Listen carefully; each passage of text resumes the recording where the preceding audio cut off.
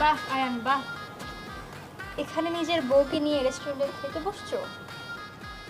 মিথি, তুমি যেটা দেখছো এটা ঠিক না। আমি জাস্ট সুবহানাল্লাহ, এই মাতারি কয় কি মোর 10 লক্ষ একটা কাবিন করা স্বামী, মোর স্বামীরে লইয়া মই হোটেলে খাইতে যাবো না কক্সবাজার হানিমুন করতে যাবো, এটা মোগো ব্যাপার। তুই মোর মতে হান দাও কয় এই কিরা তুই? এই পারু, আমার আর মিথির মাঝখানে একদম পাকনামি করতে আসবে না, ঠিক আছে? আমাদেরকে আমাদের মতো থাকতে দাও। মুই কথা কইব না তো কথা কইব কেডাই আয়ান, কে বলছে তোমার ওয়াইফ এসব? আর ওয়াইফ মানে?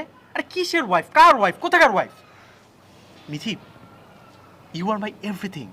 আপনি মোরে কি কইলেন? আমি আপনার কেউ না, এই মাতারি আপনার সব।